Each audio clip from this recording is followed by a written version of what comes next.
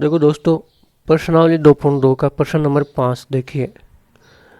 मान लीजिए कि ए बराबर एक समुच्चय दीर्घ है जिसके अंदर अवयव है 1, 2, 3, 4 और 6। मान लीजिए कि आर ए पर ए कोमा बी प्रकार के इसके अंदर अवयव है, एक खतन दीर्घ है। ए और बी दोनों ही समुच्चय ए से लेने हैं। यहाँ से संख्या बी को इसने क्या बोला, ए पर ए कोमा बी इस प्रकार से है कि ए कोमा बी ए में है और संख्या बी को यथावत विभाजित करती है। कौन? ए। इसमें थोड़ा शायद मिस प्रिंट है।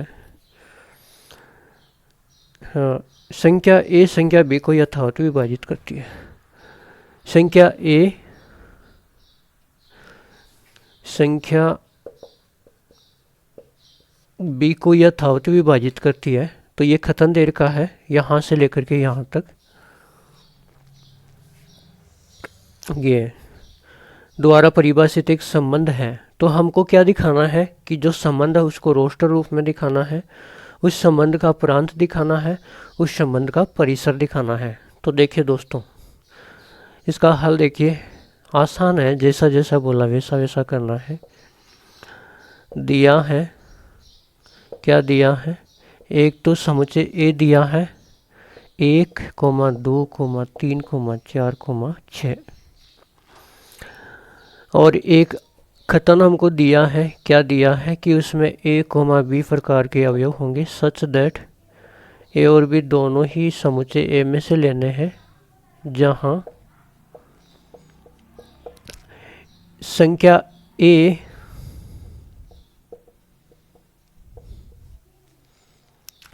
संख्या बी को यथावत विभाजित करती है, यथावत विभाजित करती है। ये हमको दिया है।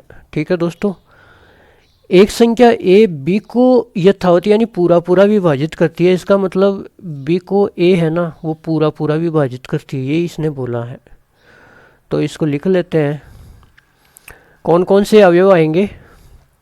ये नीचे वाले का मतलब ए का भाग किस किस में जाता है वो इसके साथ लिखने। तो यहाँ से ए के अंदर से लेना है ए बी बी बी, तो एक ले लेते हैं। एक का भाग किस किस में जाता है? एक का भाग एक में जाता है पूरा पूरा। एक का भाग 2 में भी जाता है 2 बार। एक का भाग 3 में भी जाता है 3 बार। एक का भाग 4 में भी जाता है 4 बार। एक का भाग 6 में भी जाता है 6 बार। यही तो देखना है कि एक का भाग किस किस संख्या में जाता है जो कि ए में से लिया गया है बी बी। तो ये एक के लिए हो गया। अब 2 का भाग किस किस में जाता है? 2 का भाग 2 में जाता है एक बार।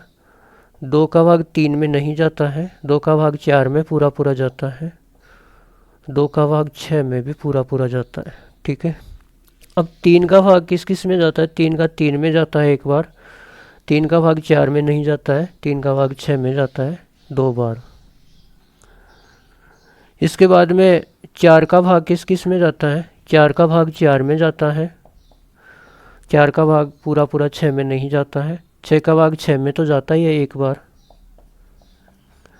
और 6 का भाग किस में जाता है? किसी में नहीं जाता है। तो ये संबंध हो गया। इसके अंदर अवयव हैं 1, 2, 3, 4, 5, 6, 7, 8, 9, 10, 11, 12 अवयव हैं इसके अंदर। तो हमने आर को रोस्टर रूप में लिख दिया है। 1 नंबर रोस्टर रूप। 2 नंबर हमसे पूछा है क्या? आर का प्रांत।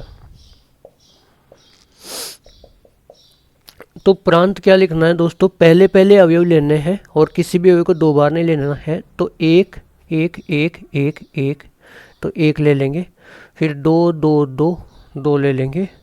फिर 3, 3, 3 ले लेंगे। फिर 4 और फिर 6। ये तो हो गया क्या? प्रांत। फिर क्या पूछा? आर का परिसर। आर का परिसर, तो परिसर क्या हो जाएगा? ये दूसरे दूसरे अवयव ले लेंगे, 1 2 3 4 6, 1 2 3 4 6।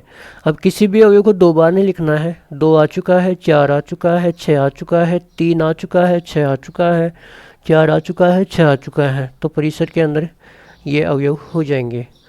तो प्रश्न नंबर 5 में क्या पूछा कि जो दिया गया कथन है उसके अनुसार संबंध आर को रोस्टर रूप में लिखिए, लिख दिया, उसका प्रांत लिखिए, लिख दिया, और उसका परिसर लिखिएगा, तो ये भी लिख दिया। तो ये था प्रश्न नंबर 5।